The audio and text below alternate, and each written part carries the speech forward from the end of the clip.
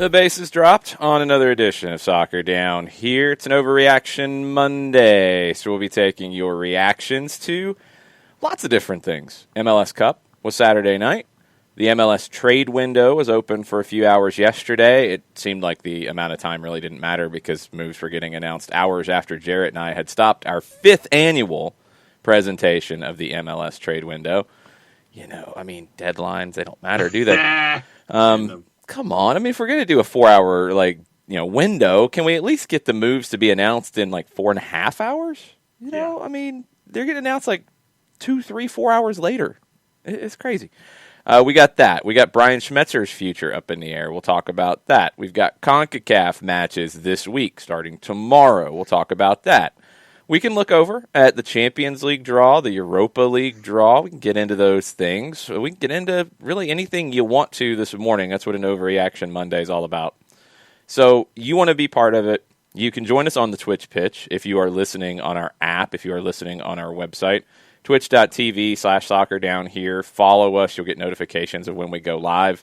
We had a lot of things this weekend with that additional show on Sunday, with the Power Hour Saturday morning, with the watch-along for MLS Cup. So you want to get those notifications on Twitch. You can also join us for an Overreaction Monday on Twitter @SoccerDownHere. You can email us, soccerdownhere@gmail.com. Let us know what your reactions are. If you have soccer over there kind of reactions, that'll be tonight. It'll be a little bit later than normal. We're doing a trivia contest for Soccer in the Streets at 7 o'clock. We need you guys to participate because we need to raise some money for the kids. We're trying to get meals out to families and kids in the Soccer in the Streets program. So all you got to do is make a donation. Any donation gets you the golden ticket to come play trivia with us at 7 o'clock. You'll connect via Zoom. You'll use the Kahoot app. It's very easy. You'll get all the instructions when you sign up. And you'll get a chance to win prizes. You'll also get a chance to answer some trivia questions from me, from Andy Bunker from 92.9 The Game, from Kevin Egan. So it'll be a fun time. The people who have been playing with us kind of once a month, it's been a good time. There's always some things that Kevin will come up with that I didn't know. It's like, oh, wow, I didn't know that one. And I try to stump people, so we have fun with it. Hopefully you can join us. That'll be at 7. Soccer over there will start on all of our usual channels, a little bit closer to 8:15. So busy day again today. It's been a busy weekend. John, I haven't really talked to you about MLS Cup. No. What were your thoughts on the way the match played out?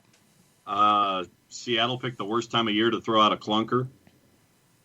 And that it was just, the performance by Seattle, you're always anticipating more. You're wanting more, you're wanting more, you're wanting more, and you don't get it. I was in the Twitch pitch while you and Jarrett were kind of running play-by-play on our No, don't say anything like that. Don't get us in trouble. Sorry, analysis. You guys I think that's okay. What was going on? We were watching the game with everybody in a virtual watch party, and there were times where we talked about things that were happening in the match, just like you would at your local pub or restaurant establishment. There you go. And I was in the Twitch pitch having conversations with folks about meals and dinners and why am I not surprised? Activity and things like that, and commenting on in our back channels as well. And traditionally, and it's almost the running gag here on the show, is that there's always the Nuhutolo bingo card, where you're always anticipating a multitude of things from him during a match that could happen. Pretty much. It could be a yellow, it could be a red, it could be a second yellow, it could be a moment of madness, it could be a moment of walkabout, it could be an actual play that was incredibly solid and saving a transitional opportunity from the opponent. And there was only one moment, period, in the match where I even talked about it. And so when I'm not even having that luxury where I can fill out my Nuhutolo bingo card, something's wrong. And when there was space in the midfield where Columbus could just run and there was no marking, and the triumvirate up top that I've talked about all season long with the Hydra of Morris and Ladero and Rui Diaz, there wasn't that energy that was there that you're used to seeing with it. The opportunities and the chances weren't there as well. It just seemed like a clunker across the board from Seattle. and tremendous performance from Columbus. If Zelarayan didn't get MVP, Aiden Morris for me was MVP, considering the absences that were there for Caleb Ford. Yeah, but there was no question about who was going to win MVP. Well, let's not even make that like it was a question. If Lucas Zelarayan didn't have potentially the greatest MLS Cup performance of all time, then Columbus wasn't winning and there wasn't going to be a Columbus Crew MVP. Right. It's not like he narrowly beat out Aiden Morris for the MVP. Let's not get it twisted. No. 2 goals and an assist for Zelarayan, and you see that investment that Columbus made, tremendous at the absolute best moment for it to happen, well-deserved for Columbus in getting the championship, and they just absolutely took Seattle to school, and Seattle just wasn't there no matter what they tried. If they were trying some things, it just wasn't working, and it was just a night where Seattle was just kind of there, and Columbus was more than there, and they ended up getting MLS Cup. Well-deserved by Crew. Nico Ladero was very good. He created 5 chances. Jordan Morse created a couple. Seattle on the night created 10. They had over 60% of the possession. You needed a little bit more than that, especially when you look at what Columbus did without as much of the possession. Zelarayan created 4 chances, had an assist. Rated a 9.9 on SofaScore. That's all based on your statistical output. It's pretty rare you see guys earn a 9+. I've never seen a 9.9 in an MLS match since I've been looking at them. Jossie Zardes created 3 chances. Not bad from your number 9. Milton Valenzuela, your left back, created a couple. Aiden Morse created 1. Etienne created 1. Offal created 1. Diaz created 1. Columbus did more with how this played out. It was disappointing it was very disappointing from Seattle. And I don't think it was an energy issue. I think it was disorganized, and I don't know why. It was flat in some ways. There were questions about the lineup. I think the work was there, but I don't think the quality was there. And you go back to one of the goals where we were talking about it on the Twitch pitch. Alex Roldan, gets lost on, I believe it was Etienne's goal. Yeah, the second one, right. Yeah, but Roldan has to worry about, I think it was actually one of Zelarayan's goals because Etienne was wide on it, and it's a situation where Alex Roldan's looking for where's the guys who are supposed to help me with this, and they weren't there, and everything felt disconnected. You go back to the way the game would play out at times when Seattle would try to build up the attack, and Columbus was giving them possession. Columbus, really good game plan from Caleb Porter. But it felt like there were just acres of space between the back line and the midfield. It wasn't ever in sync. It felt like if Columbus had looked like that with the lineup changes they had to make, you'd understand it because Aiden Morse, new to the group. Derek Etienne, Luis Diaz haven't played together as much. They looked in sync, and Seattle looked like the team that was forced into a bunch of changes because of some of those gaps of space. It was very strange. It was very, very strange. And, the things that instantly come to mind for me was the Brian Schmetzer conversation about, is he coming? Is he going? Is he going to stay? Is he going to leave? What's going to happen? What's after this match? Was that a distraction? Were there some bits of friction about the lineup choices? Gustav Svensson, Kelvin Leerdam did not start. The question had come up about Leerdam before coming back into the team for his right back spot over Alex Roldan. Schmetzer said he was disappointed, I believe, after the Minnesota game, but he was a professional and he understood. Well, did that kind of change? Did the vibe change a little bit going into the final? I don't know. It's a very, very strange performance from a team that's been there and done that and had continuity in their playoff run with their lineup. And it just all fell apart on this day. And they, look, there were a lot of people saying that they needed to win to be a dynasty in MLS. I disagree. I think they were already a dynasty. I think what Seattle did from 2016 to 2020 is a dynasty. When you look at teams over a 5-year span, there's not many who have done what Seattle did. They didn't need this MLS Cup to get that. But do we feel a little bit differently about it if this is the end of an era? It might not be. I mean, we don't know their roster decisions just yet. There's some reporting that Miguel Ibarra is going to be leaving the Sounders. His either option's not being picked up or he's out of contract. He'd be a free agent. He only played 12 times this season. Not a dramatic loss. We know Nico Ladero is under contract for 2021, but you're going into the last year of the deal. Do you just play it out? Do you try to re-up with him? Do you move him on if he wants to go? And does that become something now? If Brian Schmetzer leaves, does that mean that Jordan Morris might want to listen to Europe? Does that mean Nico Ladero might want to go back to South America and go to one of the big clubs there where he would slot straight in? Does it mean some other moves could happen? We don't know. It's going to be something to keep an eye on because, can they progress from where the Seattle Sounders have been with this group? I don't know if they can. So do they need to start making changes for the future? Or is it just the end of the cycle if Schmetzer goes and you kind of need to start fresh? Seattle's one to really watch over the next couple of days. Columbus is another one that I think is fair to watch because they've built a really good team in the 2 years under Caleb Porter. They won MLS Cup. They were a lot of people's favorite this season. They got better and better as the day went on. They developed some depth, too, which was one of the issues that I had coming into the year, was a guy like Aiden Morris. Would he be able to step up into a role like this?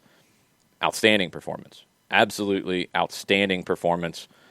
You could say he was the second or third best player for the Columbus Crew in the match. Did not expect it. Didn't miss a beat. And, we can joke, hashtag Nagby replacement all day. He was that in this game. And he was very, very good. And the Crew did not have to dramatically change the way they played. They were maybe a little, easier to give up possession. They were a little more of being direct. The flip side of that is they had pace on both wings, and that gave Caleb Porter a weapon he hasn't really had this season. Pedro Santos isn't Derek Etienne or Luis Diaz. He's a great technical player. He wants to come inside and play and combine with Lucas Elrayon. He's not a speed merchant out wide like Etienne and Diaz. So you can get a little more direct and try to get them in behind.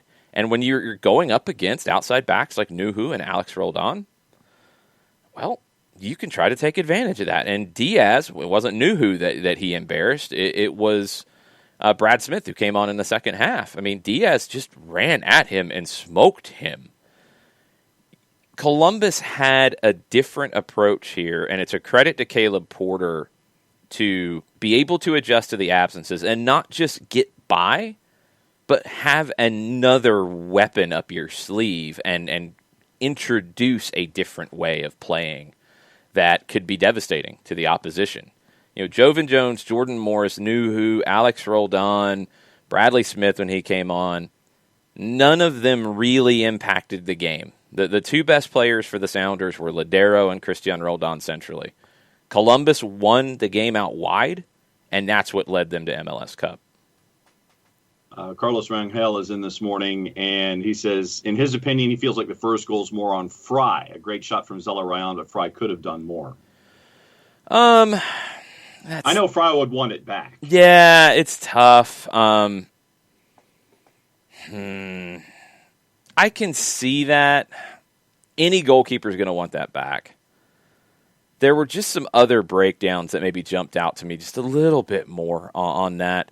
Fry didn't have a great match, but I don't think he was the issue as much. I think Seattle was falling apart rather early, and that's what's maybe a little surprising here. Is it's surprising to give up the first goal that Columbus did. Maybe the most surprising thing about the night is to give up the second 6 minutes later. Yeah. That doesn't feel like a Seattle team to do that. You give up one, okay. You give up a second, like in the beginning of the second half, whatever, 20 minutes, 30 minutes later, okay, fine. You can still come back from that if you're the Sounders because they've done it. But to give up 2 in 6 minutes, yeah, doesn't feel very Sounders-ish. So then is flat the best adjective to use when it came to Seattle's performance on the weekend? It felt like it. It felt like it. And flat, I don't know, the way I use flat in describing these things, because, we all have kind of different ways of looking at what these types of terms mean. Flat's not tired. Flat's not a lack of energy or a lack of effort. Flat is just not a good performance. You can be running around but not doing anything, and it could be flat. You could be static, and it could be flat. It felt like a team that didn't have the emotion. Columbus did. And is some of that having a few fans in the stands? Could be. Is some of that just Columbus rallied together with the news on Nagbe and Pedro Santos? It could be. This game's very emotional. And I think a lot of times we leave that out of the conversation because we focus so hard on wanting to explain it. We focus so hard on wanting to define MVPs and performances. This game is all about emotional swings. And Columbus had the emotion out of the gate. They built on it with a goal. They really built on it with the second. And they just never let Seattle get going. They never let them build any momentum. It was really, really impressive from Caleb Porter. A manager who's had his ups and downs, a manager who has evolved over the years, who's become more pragmatic than he was when he entered the league, more pragmatic than he was with the USU 23s when he did not get them qualified for the Olympics. That was a big learning opportunity for him. I think it changed him as a manager. And now we've seen him evolve into a manager, and his teams can play really good football, can be very possession dominant, can have players like a Darlington Nagbe who want to be part of that team because of their technical abilities and the way they kind of see the game. But also, when the moment calls for it, to be smart, to be organized, to be devastating on the counter, that's the sign of a good manager. And it's the sign of a guy who, we joked about it all going into the game with Bruce Arena, joked about it going into the game with Seattle. Caleb Porter is a boisterous guy on the touchline. He is very animated. Is he like that in training? I haven't seen him train, but I wouldn't assume he's bookish in training, just standing around. I wouldn't assume he's like that in the locker room before the game or at halftime. He is a motivator. And I think you saw a team that in this match was more motivated in the Columbus Crew, and it showed in their performance.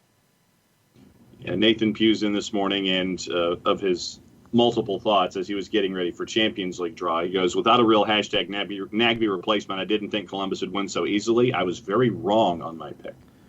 Yeah, I think most people were. There were not many people Friend goes wavy with a big... Hey, settle down with your commercials. Wow. There were... Calm down over there. It happens. She was boisterous. She was excited about Caleb Porter. She's a big fan. But it's this thing where Seattle should have won this match. They were the favorite. They had the experience. They had the more first-choice lineup. They had won it last year. I mean, they had everything coming into it, and it didn't matter. Columbus just had the better game plan. I don't think Seattle was ready for the speed on the wings. I think that was a huge problem. And Seattle didn't create enough with the possession that they had. They had the ball, but they didn't make it count. Columbus was comfortable without it, knowing what they could do when they broke. And the other thing, too, I mean, and this it will sound like it's oversimplifying it, but when you have a performance like Lucas Zelarayan had, you're going to win that match more often than not. The players like that elevate a team. And when he is on one, like he was, it's pretty tough to beat him. That's facts. I mean, it is very simple, but when great players who can break games, it's a phrase that a lot of South American managers use, and I'm really starting to love that way of explaining it. Seattle can have a game plan. They can come in. They can be comfortable because they're in a final. They fall down one. They're not freaking out. They're okay. Lucas Zelarayan's the kind of player who can break a game. He can take your game plan and he can smash it into bits because he's just that good. And when he's on, there's really not a lot you can do to stop that. The greats have that. And Zelarayan's a player who had that, went to Mexico, kind of lost it for a little while, and he talked about it. There's some great interviews after the match where he's talking about losing his confidence. And when he got to Columbus, Caleb Porter was like, man, I got a talented guy right here. And it's just trying to get that best out of him in these big moments. And it was. And it was a game where it's a good game plan from Caleb Porter. It's maybe a bad tactical plan from Brian Schmetzer, or at least not the adjustments you needed, or you got the lineup wrong. I don't think it's crazy to go with the same lineup that's had success. But Zelarayan can break all of that apart with his performance. And he did. And he had... I really can't think of a better MLS Cup final performance. When the lights are bright in that moment, if you have a player like Lucas Zelarayan play like he did, the rest of it's a little bit of a moot point. And I want to give a quick shout out to the front office and the ownership group in Columbus for Dr. Edwards and the Haslams for taking the steps that they have with the new stadium downtown, investing in players like a Zelarayan, bringing him in as a part of the new wave of what we're seeing with Columbus. So I gotta give them a boatload of credit for investing and going down this road as well. Let me ask you this. When it comes to Schmetzer, what does your gut tell you? He's back. I think he's back just because I can't see him anywhere else. He's a Seattle lifer, you know, like I can't see him going to Toronto. I can't see him going to Atlanta. I can't see him going to LA. He is Seattle soccer. So I think he gets as much as he can and takes it. I just wonder if that's the best for the club going forward. You know, is the relationship broken? There were some people, I think, who were jumping on this, and I saw it coming from some Seattle folks that, you know, like, oh, he had a bad day here, so he's not a good coach. No, that's all nonsense. Like, this doesn't change the decision. It shouldn't. If it does, then Seattle's got more problems than I thought. This shouldn't change anything. It's a big question mark, though, because can Seattle be more than what they are? Yeah, I think Columbus has shown a little bit different way to play. We've seen some differences in Portland. We've seen differences in Atlanta. We've definitely seen differences in LA, although Seattle's had their number. We've seen differences around the league. Seattle, when this run started, 2016, we can even go back a couple of years to, you know, some of Siggy's really strong teams in Seattle. They had as much or more talent than most teams. They spent more than a lot of teams. They have said, Garth Lagerwey has been on record saying this, he got into trouble for saying it, that they're not going to be that really anymore. You know, they're not going to outspend your Atlantas, your LAs, your Miamis. They're not going to go be in the running to bring in, you know, Blaise Matuidi, Gonzalo Higuain. That's not their MO now. So what is their MO? What is the next step? And is Brian Schmetzer the guy to do that? Is he a guy who is steady, doesn't rock the boat, gets the best out of the players, good motivator, good man manager, you know, simple with the tactics? Does he just put the best players in the best positions to win games? Is that going to be enough going forward? It's a question that Seattle has to ask themselves. But they also, by the way they've handled this, they have potentially done some damage to a relationship with a city soccer legend. And that's not a good place to be. That needs to be rectified no matter what they do. I think he stays. I think the wild card would be Gonzalo Pineda, who is expected to interview again with DC United. Do they decide that he could be the guy to lead them forward? Is there a way to keep Schmetzer but take him off of the touchline? Is that something they would consider? I don't know if that's even possible at this point. I don't know if that's what he wants. He's going to want to get paid. If they want to keep him, they're going to have to pay him a good bit more than they are. But they have a decision to make on if he is the guy in the new MLS to take them or keep them where they are and to continue winning trophies. And I'm not 100% convinced to that. I just don't think their advantages of having more talent are as prominent as they used to be. Ladero's getting older. He's going into the last year of his deal. Rui Diaz is amazing, but again, do you have him for 5 more years? Do you have him for 1 more year? Beyond that, Jordan Morris, great player, but he's not going to carry you by himself. Christian Roldan, very good complimentary piece. Defense is good, but Stephen Fry's getting older. Do you have to make a decision there? It feels like it could be tipping down the mountain a little bit. And do they need somebody who gives you a different game plan to stay on top of that mountain? I'm wondering if they do, because I don't think Brian Schmetzer turns into a different kind of coach at this point. That doesn't make sense. Yeah, for me, I was wondering about the financials in all of this. I mean, we've seen Seattle add more owners recently as a part of the fabric of the ownership group. And so I was wondering if you do what you were talking about, where you put Schmetzer in a role upstairs, have Pineda come in, make him the new full-time head coach, move him up from his assistantship. Then you're still here's my problem though with that, because if it's financials that are leading to that, you're still then you're paying 2 people, so that doesn't make any sense. Schmetzer's not going to do that for free, and Pineda's not going to work for free. So then you're going to be paying Schmetzer probably as much or more than you're paying him now, and then you're going to pay a new coach on top of it. You're still paying more. You already have Garth Lagerwey. He's one of the best general managers in the league. So why create another layer to pay more money if you're trying to save money? It doesn't make sense. Okay. Unless you can make somebody work for free, which I don't think is possible. No. But go ahead. No, just my gut was that they were going to elevate Pineda and try to figure out something to do with Schmetzer. But then it's not a financial consideration. Then it's more of what I was just saying, that they've decided that Schmetzer's not built for MLS 3.5 or 4.0 or whatever number we want to assign to it. Right. Patrick Williams tuning in from Budapest this morning. Morning. Wonders if one less day rest, the emotional comeback in the Western Conference Final, the travel, did that affect Seattle?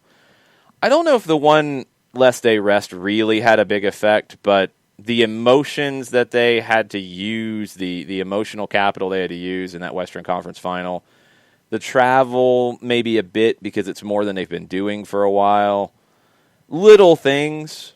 It shouldn't have been enough to have that kind of a performance, or it shouldn't have been enough to have maybe that kind of a sustained effect on the performance.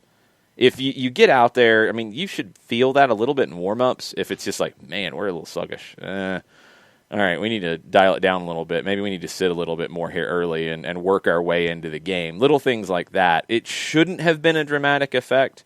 It is a question, and it's something that I don't know if was necessarily asked. I know there were Western Conference fans who were very unhappy about the shift to get Kansas City and Minnesota into a window for Fox, and then push the Western Conference Final back a day, and then they're going to come in with less rest. Was the probably about 28 hours or so difference from where the final would have been to where the Western Conference Final to where it was played. Would that be enough to do this? I don't think so, but I guess you can't really rule it out. Yeah, for me, I would have the emotional aspect of it would have been more ahead on that list than the other part. Yeah, that's where I go. Yeah, where you go through all of this stuff, you're down to, you have the big comeback, all of the swings going to go, the winning it the way that you did, that for me would have been higher on the list than the shorter rest. Because right now at this time of year, it's, you're into that groove of a schedule, you're into that rhythm, and if it gets pushed a day, then you just adjust that day. So I would have gone more emotion of the match previous. All right, we're going to get caught up on the Twitch pitch. There's been lots of comments. I'm going to kind of grab a few and bring them to the table. Clayton Poss with a question. How much money does Atlanta get for Nagbe contributing to a MLS Cup? There were incentives in that deal, the trade of Nagbe to Columbus, that were described as up to $375,000. I've heard that his performance during the season already hit some of those triggers. Now, I don't know which triggers. I don't know what triggers were in there. But if he hit even 200,000 of it, and that's, a little more than half of all of the different escalators in the deal, then it is the biggest trade in MLS history for allocation money. 1.2 is the record. That was David Accam going to Nashville, and Nashville had a whole bunch of allocation money to start things.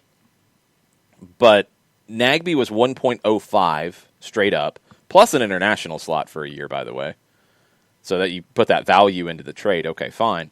But now if you hit 200,000, 250,000, I don't know what winning MLS Cup, but that's a typical escalator in a kind of trade.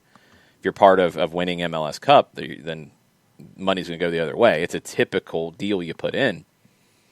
If it's 200, if it's 250, if it's 300, you've got a new record. It was the biggest trade. You got Darlington Nagbe. You had him for 2 years. You won 3 trophies with him here, and then you got more money for him on the other side when he wanted to leave. So everybody wins. I mean, Columbus is happy. They're not going to worry about it. They'll be fine with it. They got a trophy to celebrate losing that money for.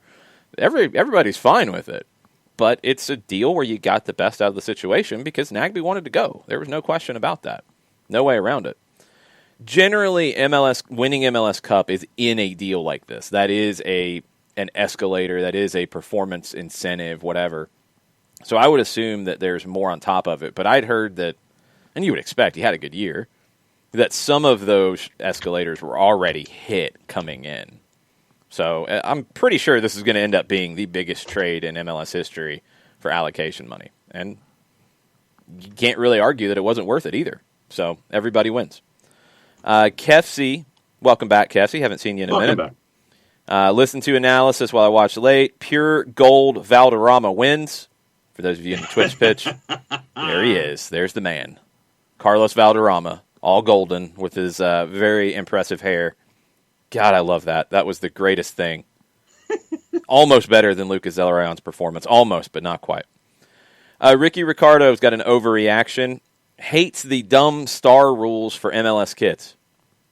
So they did a new thing, and I don't know if I can find it real quick, actually. Let me see. They changed the way uniforms are going to display champions and previous champions and all that. They've got a sleeve, like the MLS logo on the sleeve is going to have something on it. There's all kinds of stuff to it. These are things that leagues do to, sell more stuff in those years, and they mix it up from year to year. I don't really care. I saw it, and it didn't get me overreacting, but it was just kind of there. I thought it was a lot of different things that was a little confusing maybe, but it is what it is. Gold star, silver star. What happens when you get past gold and silver? And defending champ and 2 years after, and well, I mean, the basics are like the defending champ has something on their jersey signifying it the next season. Yes. Then it becomes just one of the stars. And when you get to a certain number of stars, usually you have a bigger star, a different kind of star that represents it. I mean, these things are typical worldwide. The addition to the MLS logo, I thought was maybe a little much on the sleeve, and that's another thing you're adding. Like, we don't need like 5 different things to signify on the uniforms of the defending champs. Let's just have one. If it's a bigger star above the crest, fine. If it's got the number in it for the star for the year that they won it, that's fine.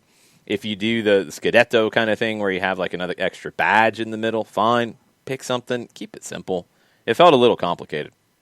Yeah, because I'm staring at the graphic that the league put out at the time, and I'm confused. I mean, this is like more confused than normal for me, but it's like you're trying to add gold and silver eventually turn into silver, and it turns into more silver. And then when you have gold and a lot of silver, that turns into one big gold 2 years after.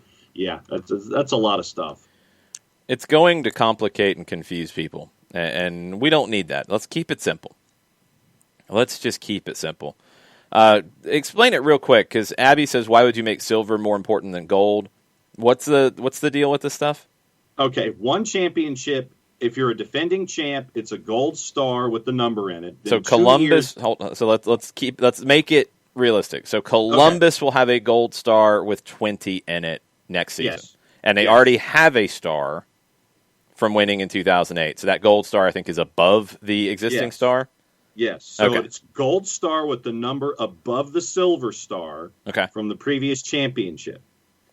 Then, 2 years after the championship, the gold star and the silver star then turn into two silver stars. Right. The gold star becomes one of the old stars. That makes sense. That's typical. I have no problem with that. Okay. So that's where Columbus would be in this situation. Right.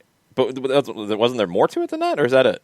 Well, no, it's like... Because I think that's what it was. I don't think that's changed. It has to do with the multiple number of championships that you've won as a group. And it just gets very, very messy when it comes to the number of stars. Well, yeah, because you can't have like 27 stars on a jersey. That's a little much.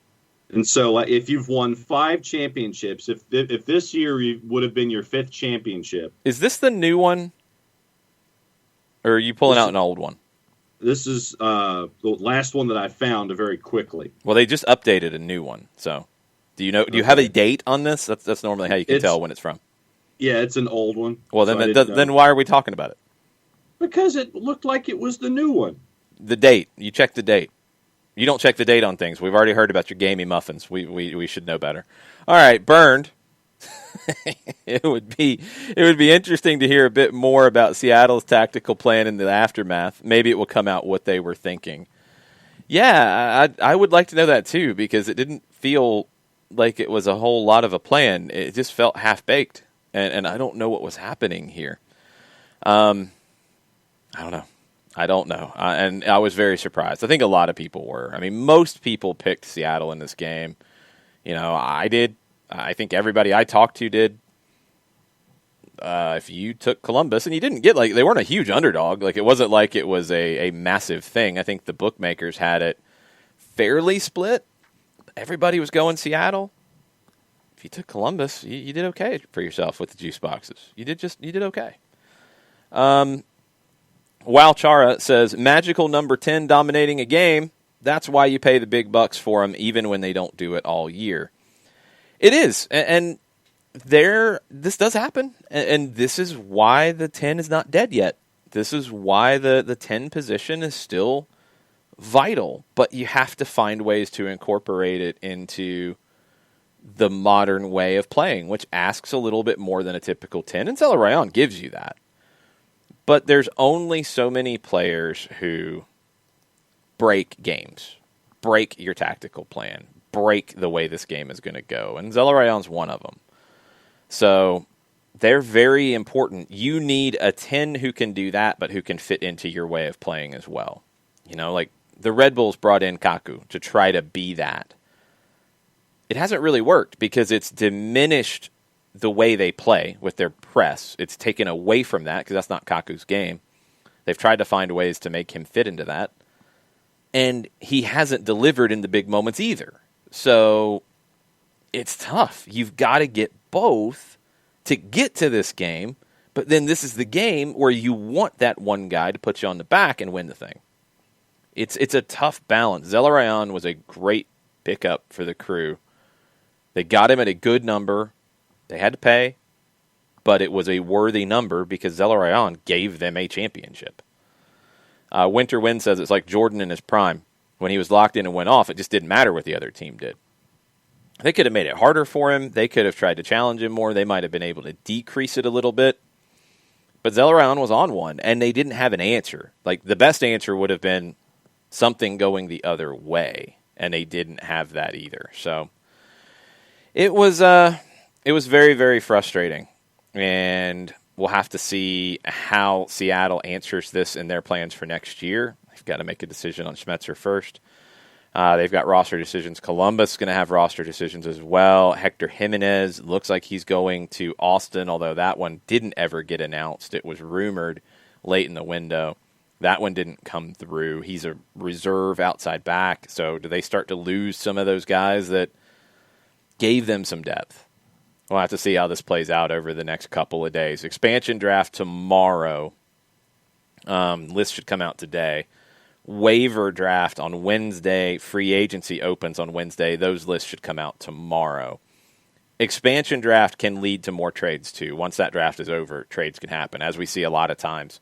The expansion team will pick somebody and then trade them to a team to get more assets. So be ready for things like that tomorrow with the expansion draft. Walchara says, so hey, did the Crew move to their new stadium next year? They do, summertime. So they've got to get it finished. A lot of the media that was in town in Columbus toured the site. It's not ready yet. I don't know if they had delays or not. I think the plan was always mid-season of 21, but is it June? Is it August? I don't know. I don't know where it fits yet. But it looks great. And I know that area of town where it's going to be. It's a huge improvement because Montfrey's kind of isolated. I mean, it's not far from downtown at all, but it's kind of isolated. Like, if you want to go to Montfrey and then you want to go to a bar after the game, like, you're not walking. You got to get back in the car, get back in the Uber, get back in the Lyft, go somewhere else. This will be a big upgrade for them. It'll be a massive upgrade. And it'll be like a modern stadium. Montfrey is great for what it is because of the history. It's not an amazing architectural like place. You know, it's a bunch of metal bleachers. It has some memories. I've been to a U.S.-Mexico game there, and it was amazing. It wasn't the stadium that really created that, but it was the platform for it. So we'll remember it fondly. We won't want to go back there on a regular basis. So the new stadium is a big, big upgrade, but it'll be summertime. Yeah, they won't be in the new stadium for CONCACAF Champions League. That will not happen yet. And I don't know if they're destroying Montfrey. That was a question that had come up over the weekend. They're not going to need to detonate anything. It's like metal bleachers that they could probably cart off somewhere else, so they don't want to do that. I don't know what they end up doing with it. I know the original plan was for the Crew to be training out there on the site, and I think that's still good, and there's some public fields attached to that, but I don't know if the stadium ceases to be a stadium or not, or if they still keep it up and use it for certain things. Not sure. Okay. YouTube says, if this is how the Seattle front office treats a Schmetzer, a local soccer institution, why would another coach of comparable talent want to take the job without that local cachet if it's going to become a relatively thriftier club? The thrifty thing is worth a discussion because, Garth Lagerwey opened that door. Lagerwey mentioned it and then got a lot of pushback, and then he corrected his statement. But I think the writing was on the wall, and this was pre-pandemic. They're not going to spend the same way. They're going to spend. I mean, Ladero and Rui Diaz aren't cheap, and they don't come cheap, and you have to pay them well to keep them. And if Ladero goes, they'll replace him. But they're not going to be the biggest spender in the league anymore. Okay, that's fine. I wonder if that maybe movement to spending a little bit less, or just spending less in comparison, plus a pandemic, has maybe made them not want to pay Brian Schmetzer as much as he's asking for. And we don't know what he's asking for. Reports were that he's making $600,000 a year. And for what he's done, he deserves more. There are plenty of managers who've made more than that in this league that haven't delivered as much as Schmetzer has. So he sees that, and he wants more money in his next contract. The club, for whatever reason, has balked. And you'd have to assume that the financial terms are a big reason why they have not signed him to a new deal. I think it is a valid question that YouTube has. If you are Gonzalo Pineda's maybe a little bit different because he's been there and he played and he has been an assistant coach there. So he's got a personal connection that he might take the job if it's given to him. Somebody coming in from the outside might see what's happened with Schmetzer and say, man, this is where I want to go. Maybe they aren't as well run as I thought. Maybe they don't treat people as well as I thought, et cetera, et cetera. The way it's played out has done some damage, I would think. But let's see how it finishes. If that's with Schmetzer signing a new deal, if that's with Pineda as the guy, or if that's bringing in somebody completely new, it could get really weird. It could get very, very weird. Burns says, I don't think Seattle's tactics are particularly interesting or sophisticated, even on a good day. Their roster's stronger than most other MLS teams. Their front office is better. They're very good. That's the whole secret. And that's going to only take you so far. That's going to have some limitations. And it seems like this was a game where it shows up, and I think it'll show up more and more as more teams spend more, as more teams get better, et cetera, et cetera. And I also agree with Bernd. I think Berhalter's system in Columbus was better for a neutral to watch than Porter. Porter will be more defend and counter. I don't think Berhalter would have conceded as much of the possession in this game if he was still in Columbus as Porter did. Porter's shown he'll do this in the past. He did it here. It worked. So, I mean, there's really not a lot of complaint about it if you're a Columbus Crew fan. But that comes with limitations, too. You know, it was the tactical plan for this game, and it worked to a T. If you're playing somebody else, would it be the right plan, and would you be able to make the adjustments? That's the beauty of this, right? You know, everything changes with every matchup. How are the Auburn fans doing? Because I see some Auburn chatter in the Twitch pitch. Oh, it is. Well, let's just say they're slightly fired up. They'd love to know where the $21 million came from. A lot of folks are sitting there saying it's about time. And a lot of folks are also saying that it took too long, should have happened sooner. I think Domer could probably chime in on this as well, and a couple of other Auburn folks that are in our timelines occasionally. Now you're looking for a new coach, and you're also $21 million out the door for someone who apparently dances when you're 6-4 after a game. Yeah. I mean, it was fun dancing, though. I'll give him that. That's going to be the memory, I guess. Yeah, it's and the memes are already out. You know, it's like when your university cuts you a $21 million check to leave. Oh, I'm dancing. Yeah, I'm absolutely dancing. I get a $21 million check because that probably comes all in a lump sum, right? Yeah, I think it. Well, I think most of it has to be by the end of the calendar year, and then they can space it out, I think, is usually how it works. I'm getting most of $21 million in the next 2 weeks. I'm dancing like a fool. I am very, very happy. People have corrected you on the star thing. People are very disappointed, John. MLS. Ricky Ricardo sent the info, yes. Yeah, a bunch of people did. There were many who lined up to throw stones at you. So the sleeve patch thing, new commemorative silver MLS crest on their jersey sleeve to celebrate and distinguish their achievements in the year following their win. Cool. The star system, silver star above their club crest to signify their championship win. Moving forward, only teams who have won their 5th MLS Cup will receive a gold star above their crest, highlighting the league's most storied champions. Galaxy are the only ones who have that as a 5-time MLS Cup champion. Columbus and Seattle have 2. Some others have 2 as well. DC has 4. They need 1 more to get the gold star. So, I mean, the gold star being the 5, that's fine. I don't have a problem with that.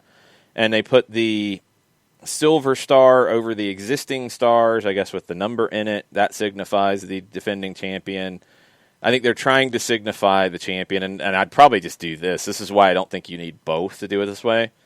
If you're not going to do the star thing as one's gold, one's silver, which I didn't really love anyway, then just put a star. Just put 2 stars above Columbus's crest. Don't do 1 year where it's 1 star stacked on the other, and then the next year it's 2 stars next to each other. Just do the stars. And the symbol is the silver MLS Cup patch on the sleeve. That's like the Scudetto that teams will wear the next year after winning championships. We see it with teams who win the Club World Cup. You know, we see it in different places. Just that's it then. You know, I don't think you need, if the stars are the same, I don't need 1 star on top of one another in 2021 for Columbus and the next year 2 stars next to one another. Right. That's goofy. Just do the sleeve. If the sleeve patch is it, then just do that. Yeah. I don't know. Katie Weaver corrects all of us and says you can have 27 stars. See the U.S. men's national team denim kit. Accurate. Yes. Didn't signify anything at that time outside of maybe 27 losses the U.S. had going into 1994. Now they hadn't been that many World Cups. Yeah, I don't know. It's always funny when teams put stars like above a crest or in their crest, where it looks like it's like signifying something, and it's just no. We just like the star. Yeah, we just like the star. We didn't win anything. Here's just a star. We just like the star. Burned picked Columbus, so he can talk trash to all of us. Yes, he can. Nobody else can. Yes, do I ask again, Chiefs coach Steve, do you lose your star until you get to 5 confused in Atlanta? No, you have your stars for how many titles you win. The silver star is your titles. When you get to 5, the silver stars are replaced by a gold star. Yes. That's the way it goes.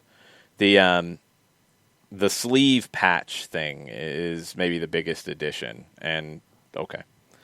Orlando has no stars. That is correct. Yes. 0 Still stars. accurate. 0 stars. Yes.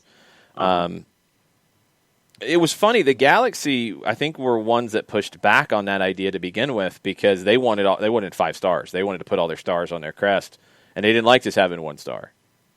So I guess now they're going to have to do this again, and they're going to get mad and probably fight to have 5 stars again. Then we're back to where we started, right? Yes. It's goofy. It's a lot of talk about something that's not that important, to be perfectly honest. But it makes you feel important if you've got more stars on your jersey, though. Well, if that's what you need to feel important, you probably need to reevaluate your life. I'm just saying. There's plenty of other things. Yes. Michael Head and Domer have chimed in on the Auburn firing. Sure. Let's get it quick because this is not Auburn down here. No, it's not. Michael Head, Auburn alum, very surprised. Nice Christmas for the Malzahns. Half of it due within 30 days. The balance due over the next 4 years. Michael says, I'm not receiving calls from the 334 in the next month. Domer, yes, finally the damn high school coach is gone. Kick effing rocks. You better hire an actual coach this time. And boom goes the dynamite. Yeah, Domer was fired up. Jeez. Okay, if I get 10.5, I get 10.6, I'll take it and do a dance after that if I get that in that one check. That's in the next 30 days. I'm happy. That's $10.5 million in the next 30 days. I am very, very good if I get an 8-figure check in the next 30 days. I will be gone for a while. You won't be seeing That's a happy Festivus for the rest of us at that point. That's a happy Festivus for me. It's not for the rest of y'all. It's for me. I'm going to be very happy. Uh-huh. Man, crazy. YouTuber says, Malzahn suffered from what is currently termed Aubameyang syndrome. See also Flacco, Joe. Overperforming in a contract year, burning yourself out in the process, and just not being able to maintain that level healthily in the long term. That's a good point. I like that name for the Aubameyang syndrome. That's the way it always is. It's like you would get that one win that would keep you employed when you were always on the verge of being unemployed, and then you would hang around. Yep, I like that. Okay, so lots of stuff there from MLS Cup. If you have any other questions, we'll get to it. Let's talk about yesterday and the trade window. Oh, first off, sorry, before we do, the MLS Bracket Challenge. It changed it changed after MLS Cup because the winner would have been in 5th place, tied for 5th, so either 5th or 6th, depending on tiebreakers. But because they had Columbus to win it from the beginning, they won. And I don't have the information in front of me. I'll see if I can get it on the back end. But if you are Fafa Daddy, your first name is Mark, I can see. You won the bracket challenge. Send us a message on Twitter, Facebook, wherever you send messages. Email soccerdownhere@gmail.com. Let us know your mailing address so we can get you your Soccer Down Here prize pack. It changed with that. Check Yourself would have won, but nobody in the top 10 except for Fafa Daddy picked the Columbus Crew to win it. So, Mark, congratulations, and let me know where I can send you stuff. All right, the trade window yesterday. Austin was the busiest. We expected that. The John Gallagher trade eventually happened. It did not happen inside of the window, but windows are theoretical things, I guess. So, to recap the bigger moves, we're not going to get into all the allocation money going one-way international slot. For Atlanta, they got an extra international slot for $175,000. Players, Ben Sweat goes to Austin. Ulysses Segura goes to Austin. John Gallagher goes to Austin. Julio Cascante goes to Austin. So they have a back line now of Sweat on the left, Cascante in the middle. This is a team that is building up a pretty good, solid group. Segura in the midfield. You've got a couple of good players up front. I've been really impressed with what we've seen so far. They haven't spent crazy. They have focused on the back line. And they took advantage of some good deals. I mean, getting Ben Sweat for $100,000, like, you can say what you want about Ben Sweat had a bad year in Miami. A lot of people had a bad year in Miami. Miami was bad. But $100,000 to get a left back that was playing U.S. men's national team matches in the last couple of years? I'll take it. A lot of people, Wild Chara being one in the Twitch pitch right now, comparing it to Nashville. I think in a lot of ways it's comparing it to Atlanta as well, because Atlanta invested in defense straight out of the gate, and it paid off. Nashville did it, and they were a little more defensive early on. The offense took time to catch up. I don't think that's going to be the case in Austin. I think with Sweat and Lima at the outside backs, Cascante is a center back, Segura is solid in the middle, Dominguez, Rodney Redis, John Gallagher as attacking options, and they've got a lot more to go. They're going to be solid defensively, but they're not going to be defensive, I don't think. I don't think that's the way Josh Wolf wants to play. Remember, Josh Wolf worked with Greg Berhalter for a number of years. Josh Wolf was an attacking player. I don't think he's going to come in and be Gary Smith. I think he saw that to do what he wants to do, you need a defense that can handle it and can clean things up when you get caught and is competent. Not Minnesota, not Cincinnati. But he's going to commit more to the attack, and I'm wondering if the attackers are going to come from outside the league. That's typically what expansion teams that have success do. You got to get those right. I think Cecilio Dominguez was a good get. Rodney Redis, we'll have to see. Gallagher's coming off of the best year of his professional career. Is he going to play significant minutes there? Josh Wolf was very high on him in comments he made yesterday, so that's possible. But now you need a goalkeeper. You need another center back to be good, to have a back four that is very, very good. You need a 6, and you need a true number 10. And you've got money to work with. You've got the ability to go get these things, but let's see what Austin does. It's a good starting point for them. It does not feel like Cincinnati or Minnesota. It feels, honestly, in some ways, more like an Atlanta. I want to see how much they spend on top of this. That's going to be the question. And maybe it would have been different, pre-pandemic, but I want to see what they do to add to this. This is a really good start. I just don't see them being as defensive as Nashville was. Right, and I'm looking at the list of players that comes out for the expansion draft. And you'd mentioned goalkeeper, and that for me might be one of the places that I would be looking at in this expansion draft, even if even if it's like the hostage takeover, as Jarrett termed it yesterday during the show. Well, no. Let's not be confusing here. They're not going to go pick a goalkeeper to be a hostage takeover when they don't have a goalkeeper. If they're looking at the expansion draft, they're going to be looking for a goalkeeper to keep. Atlanta did that because they had a goalkeeper. They traded 2 goalkeepers on the trade window day. Or they traded one, they traded the other one after the expansion draft because they had Brad Gazan coming. You didn't do that when you didn't have a goalkeeper. That's stupid. Like, go get a goalkeeper in the draft. There's going to be goalkeepers. Very few teams are going to protect 2 goalkeepers in the draft. I mean, you'd be crazy to, right? Yeah. So you only protect a limited number of players. I mean, let's run through it real quick. Would they feel like Alec Can is a starter in the league? They might. They might take. No, they can't take him. Sorry. Atlanta's protected. Would they try to make a deal to get him? Possibly. Chicago, you're going to have either Cronholm or Shuttleworth. You're not going to be able to keep both. I mean, you're looking at backup goalkeepers in the league, and there's good ones. There's high quality ones that you could go get. Andrew Tarbell from Columbus. I don't have the list of who's exempt right in front of me, so let's just assume that if Austin wanted to make a trade to get one of these goalkeepers, they could. Kyle Zobek in Dallas, maybe not. DC doesn't have one. Houston, not so much unless you think Michael Nelson's ready for that. I'm not touching either one of LAFC's goalkeepers. The Galaxy only have one, and he's not a regular. Could you try to pull something for John McCarthy in Miami if you feel like he's the guy? Or is Miami going to roll with him going forward? I don't know. Minnesota's got 4. And they're exempt. Okay, I'm not. Let's not distract it. Let's just leave that to the side for a minute. If you're looking for a goalkeeper in the league, there are plenty of teams with second goalkeepers that are very good. You can always swing. Well, hey, Minnesota, I know you're exempt, but I really want Tyler Miller. So what I'm going to do is, here's the list. Tell me who you want, and I'll pick them, and then you can have them, and I get Tyler Miller. How about that?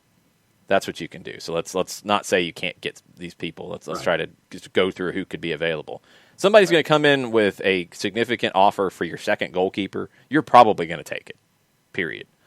So Zendejas, Miller, St. Clair are the 3 in Minnesota. I don't know if I'm going out of my way for them. Nashville doesn't have anybody behind Joe Willis that I would be looking at. Brad Knighton would be one in New England, potentially, because Matt Turner is the guy, and he's not going anywhere just yet. I don't know about Luis Barraza in NYC. We haven't seen much of him. Red Bulls have 2 in David Jensen and Ryan Mara. If Ryan Mara was available, I would go for him. Brian Rowe is out of contract, so I don't know where you could get him. You might decide that he's the guy you want. And if it's re-entry, which is where I think he would fall, you might not go for a goalkeeper in the expansion draft. Brian Rowe would be a fine goalkeeper to start with. Very steady. Very good goalkeeper. Matt Freese in Philadelphia, young, but do you want to hand it over to him? Attinella in Portland, good goalkeeper who started in this league before. Do you decide he's the guy? What does RSL do? If RSL, are they, let me know on the draft situation for RSL. Are they in the draft? Because theirs could be the most interesting. They are not exempt currently. That's where I'm looking if I'm Austin, because if Zach McMath is unprotected, taking him in a heartbeat. Yep. If for some reason, and I don't think they would do it, I think they're going to protect David Ochoa, the young goalkeeper. But if he's available, you can't pick that faster than I would. Yeah. If Ochoa is available, that's who I'm taking. I think he's probably going to be automatically exempt due to the different rules. But again, this is also confusing at times. We'll see the list when it comes out. I would go for one of them if I could. I don't think they protect McMath if Ochoa's already exempt and he's the guy they're going to go with. They might have other guys they need to protect. See San Jose. I'm not touching Daniel Vega if he's available, and I think they protect Marcinkowski, so not going there. Not going to Kansas City. Toronto probably won't want to roll into 21 with Bono and Westberg. And if Bono's available, I'll take it. So Bono, McMath, I don't see any way Ochoa's available, but maybe. Rowe, all of those would be solid goalkeepers for your first year.